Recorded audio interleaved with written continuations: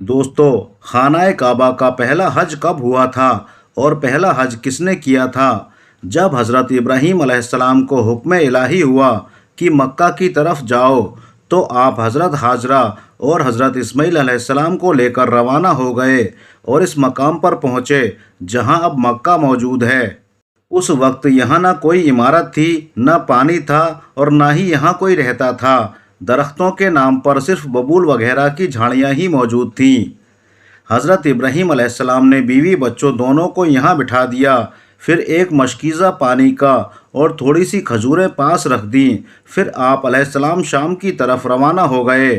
حضرت ابراہیم علیہ السلام دوسری بار مکہ آئے تو یہاں قیام نہ کیا، لیکن جب تیسری بار تشریف لائے تو حضرت اسماعیل علیہ السلام سے فرمایا کہ بیٹا، اللہ تعالیٰ نے مجھے ایک حکم دیا ہے۔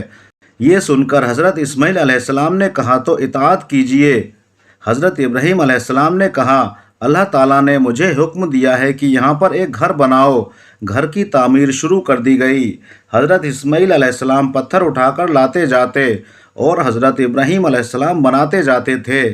جب تعمیر بلند ہو گئی تو حضرت اسماعیل علیہ السلام ایک پتھر اٹھا کر لائے تاکہ حضرت ابراہیم علیہ السلام اس پر کھڑے ہو کر تعمیر کریں۔ یہی مقام مقام ابراہیم کہلاتا ہے۔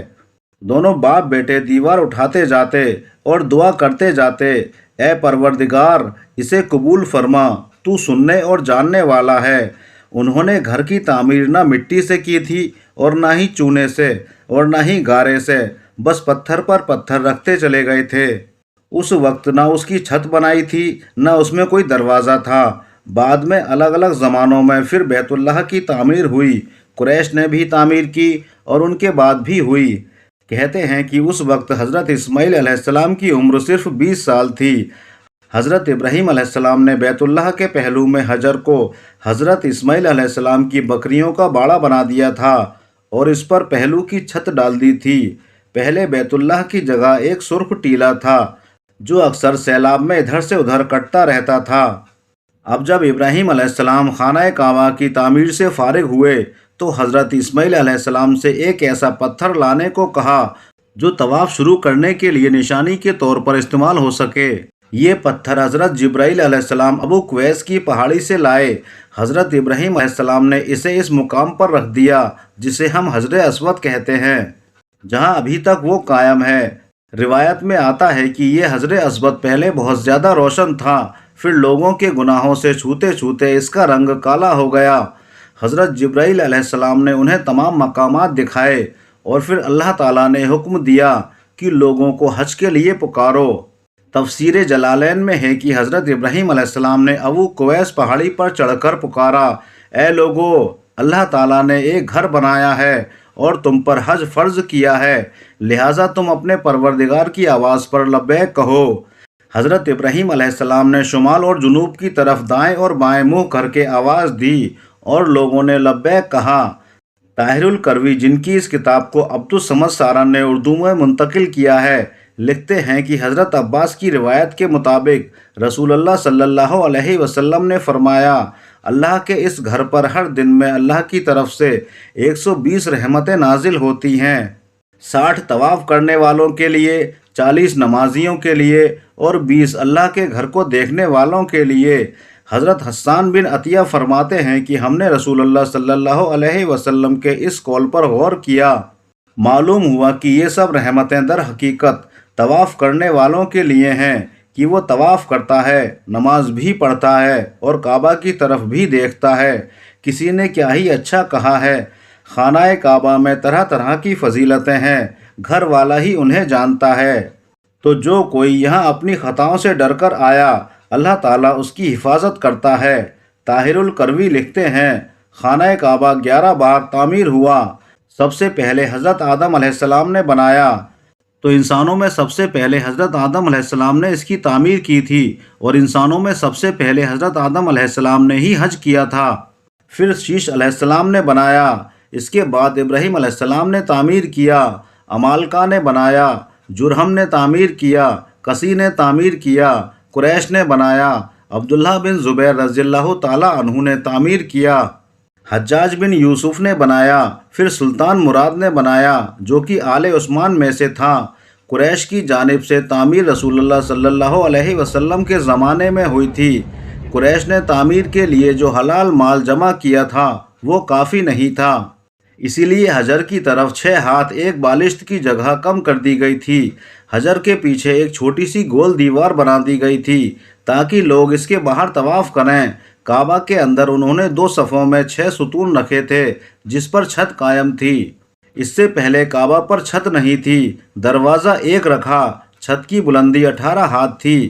حضرت عبداللہ بن زبیر رضی اللہ تعالیٰ عنہ کی تعمیر بیت اللہ کے بارے میں طاہر الکروی بتاتے ہیں کہ انہوں نے 3 دن کا استخارہ کرنے کے بعد کعبہ کو بالکل زمین کے برابر کر دیا اور حضرت ابراہیم علیہ السلام کی بنیاد کو بھی کھدوایا تو دیکھا کہ وہ 6 ہاتھ اور ایک بالشت حجر اسماعیل میں داخل ہے، لہٰذا آپ نے انہی بنیادوں پر تعمیر کی۔ ایسا انہوں نے حضرت عائشہ صدیقہ رضی اللہ تعالیٰ عنہ کی ایک حدیث کی بنا پر کیا تھا۔ حضرت زبیر رضی اللہ تعالیٰ عنہ نے کعبہ کی بلندی 27 ہاتھ رکھی تھی تاکہ عرش کے مناسب ہو جائے۔ ایک دروازہ داخلے کے لیے اور ایک باہر جانے کے لیے بنایا تھا۔ دونوں دروازے سطح زمین کے برابر تھے۔ ہر دروازے کی لمبائی 11 ہاتھ تھی اور 2 پٹ تھے۔ آپ نے کعبہ کے 4 ستون بنائے۔ آپ کے زمانے میں یہ چاروں ستون چومے جاتے تھے۔ آپ نے رکن یمانی کی جانب ایک زینہ اوپر جانے کے لیے بنایا تھا اور اسے سونے سے سجایا تھا۔ چھت پر پرنالہ رکھا تھا جو کہ حجر میں گرتا تھا۔ جس دن کعبہ شریف کی تعمیر مکمل ہوئی وہ دن عجیب تھا۔ اس دن بہت سے غلام آزاد کیے گئے اور بہت سی بکریاں ذبح کی گئیں۔ حضرت زبیر ننگے پاؤں نکلے۔ آپ کے ساتھ بہت سے قریش بھی ننگے پاؤں تھے، حتیٰ کہ کنم کے مکان پر مسجد عائشہ پہنچے اور عمرہ کا احرام باندھا کہ اللہ نے انہیں ابراہیمی طور پر تعمیر کعبہ کی توفیق عطا کی ہے۔ ابن زبیر کی تعمیر کی وجہ سے یہ تھی کہ ایک شخص نے محاصرے کے زمانے میں مسجد حرام کے کسی خیمے میں آگ جلا دی تھی۔ خیمے میں آگ لگ گئی جو کہ بڑھتے بڑھتے کعبہ تک پہنچ گئی اور اس نے غلاف کعبہ رکن یمانی جلا ڈالا۔ یہ واقعہ 64 ہجری کا ہے۔ 10 سال بعد 74 ہجری میں حجاج بن یوسف نے اس بنا پر کہ ابن زبیر نے کعبہ میں اضافہ کیا ہے اور ایک دروازہ مزید بنا دیا تھا، اسے گرا کر قریش کی تعمیر کے مطابق کر دیا تھا۔ طاہر الکروی لکھتے ہیں کہ خانہ کعبہ کی ہر ایک چیز عبداللہ بن زبیر کی بنائی ہوئی ہے سوائے اس دیوار کے جو حجر میں ہو، وہ حجاج بن یوسف کی بنائی ہوئی ہے۔ اسی طرح مشرق کے دروازے کی چوکھٹ اور اندرونی سیڑھی جو کعبہ کی چھت تک جاتی ہے، عثمانی سلطان مراد راوی کے زمانے میں 19 شعبان 1039 ہجری کو صبح 8 بجے مکہ اور اس کے اطراف میں شدید بارش ہوئی۔ بارش کے بعد سیلاب حرم شریف میں داخل ہو گیا اور کعبہ شریف کے دروازے کی چوکھٹ سے بھی بلند ہو گیا۔ دوسرے دن جمعرات کو عصر کے وقت کعبہ کی شامی دیوار دونوں طرف سے گر گئی اور اس کے ساتھ مشرق کی دیوار کا کچھ حصہ بھی مغربی دیوار بھی دونوں طرف سے چھٹے حصے کے باقدر گر گئیں۔ چھت کا کچھ حصہ بھی گر گیا۔ چنانچہ سلطان مراد نے دوبارہ کعبہ کی تعمیر کا حکم دیا۔ 1 سال میں یہ تعمیر مکمل ہوئی، بالکل اسی طرح جس طرح حجاج بن یوسف نے بنوایا تھا۔ سلطان مراد کی تعمیر ہمارے اس دور تک باقی ہے۔ دعا ہے کہ اے رب کریم مولا تمام امت مسلمہ کو حج جیسے عظیم فریضہ ادا کرنے کی توفیق عطا فرمائے، آمین یا رب العالمین۔ دوستو، آج کی یہ ویڈیو آپ کو کیسی لگی ہمیں کومنٹس کر کے ضرور بتائیے گا۔